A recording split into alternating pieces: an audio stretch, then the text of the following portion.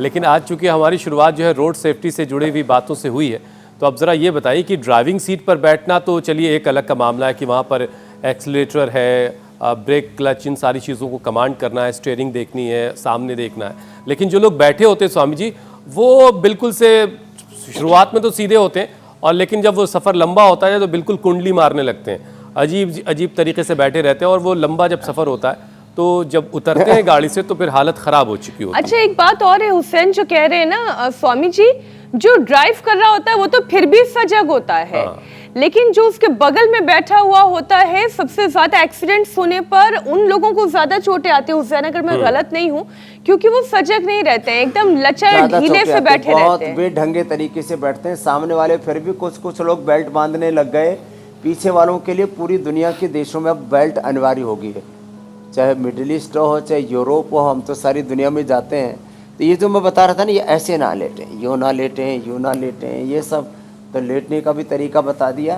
देखो ऐसे लेटें, ये ऐसे साइड में लेटें, घुटने पर घुटना, और ऐसे थोड़ा सा तकिया लगा करके ऐसे। अब इसके लिए अभ्यास करना पड़ता है, हमने भी इसका अभ्यास किया। तो हम भी पहले बड़े बेढंगे तरीके से सोते थे, सोते सोते चल भी पड़ते थे, सोते सोते पूरे राउंड मारते थे पूरा। ये सब तो लेकिन सजगता से ये हो जाता है। तो एक तो ये तरीका बता दिया, साइड से ऐसे सोएं, बाईं करवट सोएंगे तो दाहिना स्वर चलेगा, दाहिना स्वर गर्म है, बायां ठंडा है। इसको ईड़ा कहते हैं, इसको पिंगला, ये चंद्र, ये सूर्य स्वर है। तो अब ऐसे एक सोने के तरीके तो बता ही दिए। एक सोने का तरीका ये भी होता है, ऐसे ये एरिया अंदर, पंजे बाहर।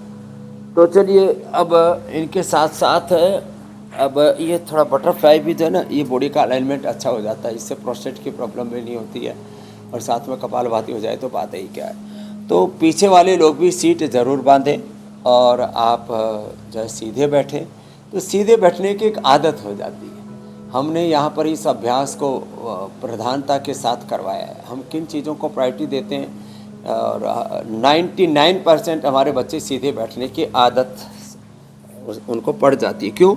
बार बार इस बात पर ध्यान दिलाया जाता है। और 99% लोग बैठने का उनका पोस्चर ठीक नहीं होता, और खाने में जल्दी जल्दी खाते हैं। मैं देखता हूँ उनके मन में, निगाहों में बड़ी चंचलता होती है, माने उनके सोच विचार का, देखने का, सुनने का, खाने पीने का, जीने का कोई ठिकाना ही नहीं है। इसमें तो इतने हम लापरवाह होते हैं, लापरवाही की इंतहा हो जाए हम कहें ना, इस हालत तक हम एक खराब पोजीशन में जीते हैं। इनसे तो हमें बचना ही पड़ेगा। और फिर योग में कुछ पोस्चर कर लें, फॉरवर्ड और बैकवर्ड बेंडिंग, इसलिए हम हर दिन करवाते हैं फॉरवर्ड और बैकवर्ड। और इसीलिए स्वामी जी बहुत जरूरी है। आप बड़े घर के कहते हैं कि जैसा माहौल होगा कार्यक्रम वैसी ही परवरिश होगी। बड़ा महत्वपूर्ण। अब ठंडक है तो ठंडक लगेगी, गर्मी है तो गर्मी लगेगी। अब घर में माहौल अच्छा है तो बच्चे की पर अच्छा असर आएगा, घर का माहौल ख़राब है।